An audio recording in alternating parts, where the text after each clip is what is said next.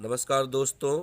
आज मैं आप सभी लोगों को हाई स्कूल से बहुत ही महत्वपूर्ण रासायनिक समीकरण लेकर उपस्थित हूँ। क्या होता है जब?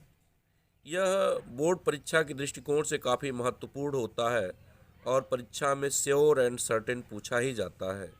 ये 4 नंबर का एक प्रश्न बनता है रसायन विज्ञान में। तो आइए हम देखते हैं क्या होता है जब। इसमें केवल हमको रासायनिक समीकरण लिखने की ज़रूरत होती है। तो यहाँ पर पहला प्रश्न मैं लेता हूँ। जिप्सम को 273 केल्विन पर गर्म किया जाता है। तो जिप्सम क्या होता है? जिप्सम का सूत्र होता है CaSO4 इंटू 2H2O।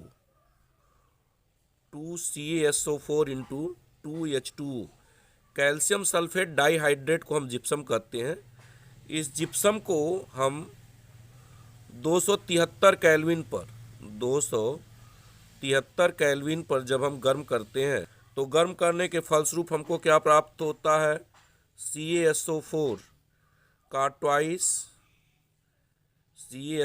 का ट्वाइस इंटू H2O प्लस क्या प्राप्त होता है? 3H2O। CaSO4 का ट्वाइस इंटू H2O को हम प्लास्टर ऑफ पेरिस कहते हैं। प्लास्टर ऑफ पेरिस, इसे हम प्लास्टर ऑफ पेरिस कहते हैं। तो अगर हम जिप्सम को 273 केल्विन पर गर्म करते हैं तो 273 केल्विन पर गर्म करने पर हमें प्लास्टर ऑफ पेरिस प्राप्त होता है। उसके बाद है बुझे चूने को में क्लोरीन गैस प्रवाहित की जाती है। क्या होता है जब बुझे चूने में क्लोरीन गैस प्रवाहित की जाती है? जब बुझे चूने में क्लोरीन गैस प्रवाहित की जाती है तो हमको क्या प्राप्त होता है? ब्लीचिंग पाउडर प्राप्त होता है। Bleaching powder. अगर हम बुझे चूने में क्लोरीन गैस प्रवाहित करते हैं तो हमें ब्लीचिंग पाउडर प्राप्त होता है। तो आइए हम समीकरण देखते हैं। बुझे चूने का सूत्र होता है CaOH ट्वाइस। यह बुझा चूना है। बुझे चूने में अगर हम क्या करते हैं, क्लोरीन गैस प्रवाहित करते हैं Cl2, तो क्लोरीन प्रवाहित करने के फलस्वरूप हमको क्या प्राप्त होता है? CaOCl2। CaOCl2। यहाँ से हमको एक हाइड्रोजन प्राप्त होता है और एक जो है हाइड्रोजन प्राप्त होता है और साथ ही साथ जो होता है ऑक्सीजन प्राप्त होता है। 2 हाइड्रोजन और 1 ऑक्सीजन प्राप्त होता है। तो यह जल का निर्माण कर लेते हैं। इस तरह से अगर हम बुझे चूने में क्लोरीन प्रवाहित करते हैं तो हमको क्या प्राप्त होता है? ब्लीचिंग पाउडर प्राप्त होता है, CaOCl2 प्राप्त होता है। उसके बाद तीसरा बहुत ही महत्वपूर्ण है, प्लास्टर ऑफ पेरिस को गर्म किया जाता है। प्लास्टर ऑफ पेरिस को जब गर्म करते हैं 200 डिग्री सेल्सियस से उच्च ताप पर, तो यह निर्जलीकृत होकर जो होता है कैल्शियम सल्फेट देता है।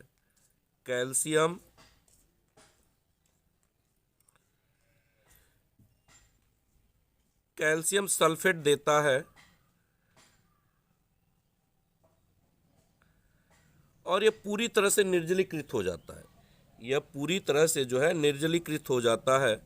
तो आइए हम सभी लोग देखते हैं। CaSO4 का ट्वाइस इंटू H2O, इसे हम 200 डिग्री सेल्सियस से उच्च ताप पर गर्म कर देंगे। 200 डिग्री सेल्सियस ताप से उच्च ताप पर गर्म कर देंगे तो हमको प्राप्त हो जाएगा कैल्शियम सल्फेट CaSO4, 2CaSO4 और साथ ही साथ जो होगा जल का एक अणु जो है विमुक्त हो जाएगा। इसके बाद चौथा प्रश्न है, खाने के सोडे को गर्म किया जाता है। खाने के सोडे को गर्म किया जाता है। जब हम खाने के सोडे को गर्म करते हैं तो हमें सोडियम कार्बोनेट जल तथा कार्बन डाइऑक्साइड प्राप्त होती है। अगर हम खाने के सोडे को गर्म करते हैं तो खाने के सोडे को गर्म करने के फलस्वरूप जो होता है हमें क्या प्राप्त होता है? सोडियम कार्बोनेट प्राप्त होता है। सोडियम कार्बोनेट प्राप्त होता है और साथ ही साथ जो होता है जल तथा कार्बन डाइऑक्साइड प्राप्त होती है। सोडियम कार्बोनेट जल तथा CO2 गैस प्राप्त होती है, गैस प्राप्त होती है। तो यहाँ पर हम देख लेंगे 2NaHCO3, 2NaHCO3 इसे जो है हम 100 डिग्री सेल्सियस उच्च ताप पर हम गर्म करते हैं, तो गर्म करने के फलस्वरूप हमको क्या प्राप्त होता है, Na2CO3 प्राप्त होता है, साथ ही साथ जल H2O प्राप्त होता है और कार्बन डाइऑक्साइड प्राप्त होती है। उसके बाद बहुत ही महत्वपूर्ण प्रश्न है कि एथिल एल्कोहल या एथेनॉल को सांद्र H2SO4 के साथ 160 से 170 डिग्री सेल्सियस तक गर्म करते हैं, तो इसका आंसर होता है डाई एथिल ईथर प्राप्त होता है।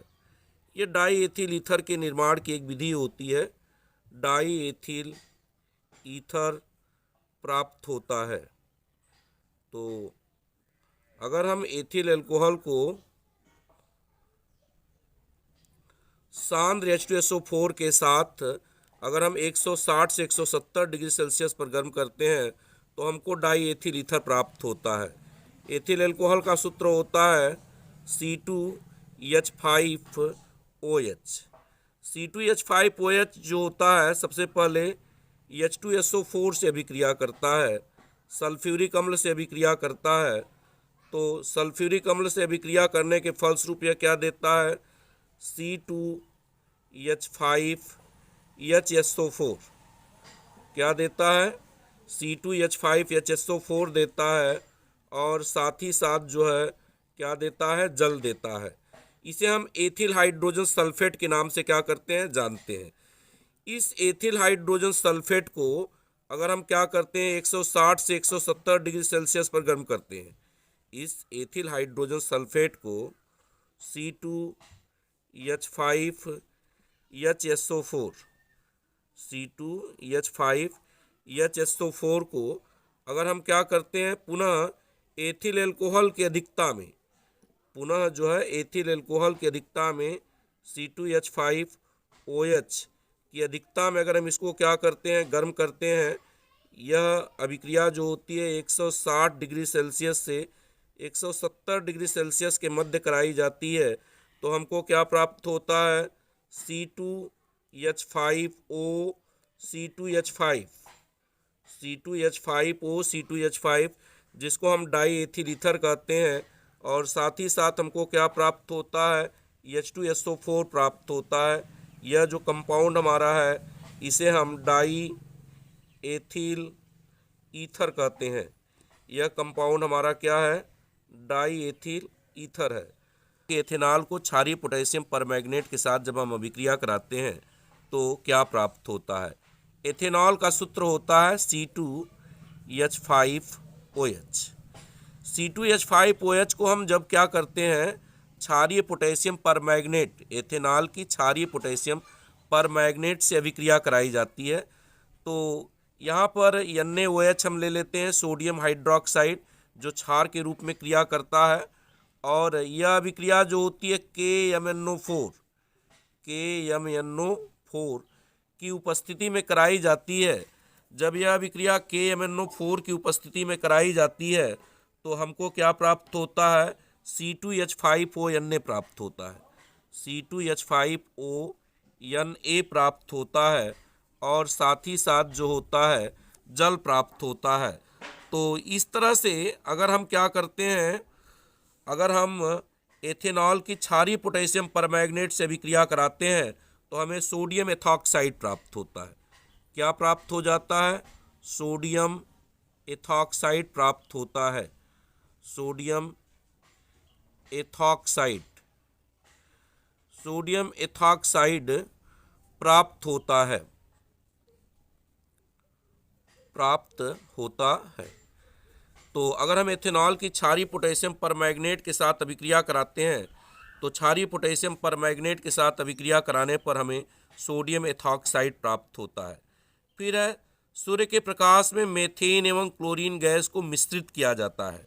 सूर्य के प्रकाश में मेथेन एवं क्लोरीन गैस को मिश्रित किया जाता है।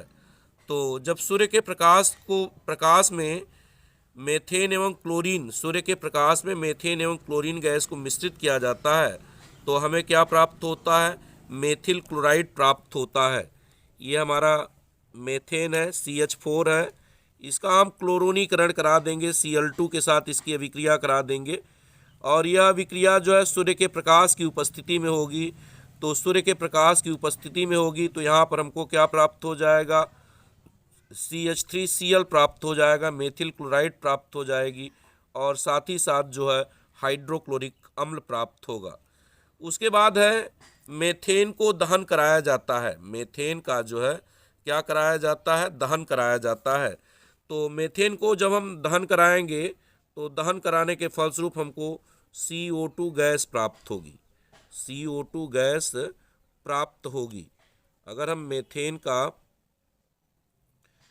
हम दहन कराएंगे तो दहन कराने के फलस्वरूप हमको क्या प्राप्त होगी? कार्बन डाइऑक्साइड गैस प्राप्त होगी। मेथेन का क्या सूत्र होता है? मेथेन का सूत्र जो होता है CH4 होता है और इस CH4 का अगर हम क्या कराते हैं? दहन कराते हैं। दहन की प्रक्रिया जो है ऑक्सीजन के साथ होगी, 2O2 कन्वर्टेड बाई क्या हो जाएगा? CO2 कार्बन डाइऑक्साइड गैस प्राप्त हो जाएगी और साथ ही साथ क्या प्राप्त हो जाएगा? 2H2O जल प्राप्त हो जाएगा।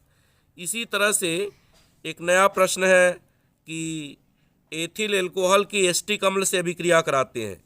एथिल एल्कोहल की एस्टिक अम्ल के साथ अभिक्रिया कराते हैं तो एथिल एल्कोहल की जब हम एस्टिक अम्ल के साथ अभिक्रिया कराएंगे तो हमें एथिल एसीटेट प्राप्त होगा। क्या प्राप्त हो जाएगा?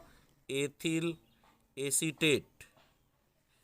एथिल एसीटेट प्राप्त होता है। एथिल एसीटेट प्राप्त होता है। तो आइए हम सभी लोग समीकरण देखते हैं। एथिल एल्कोहल C2H5OH, इसकी अभिक्रिया एसिटिक अम्ल के साथ कराते हैं CH3COOH। जब एथिल एल्कोहल की अभिक्रिया जो होते हैं हम एसिटिक अम्ल के साथ कराते हैं तो एसिटिक अम्ल के साथ कराने के फलस्वरूप जो होता है हमको क्या प्राप्त हो जाता है? CH3COOC2H5 CH3COOC2H5 प्राप्त होता है और साथ ही साथ जल प्राप्त होता है।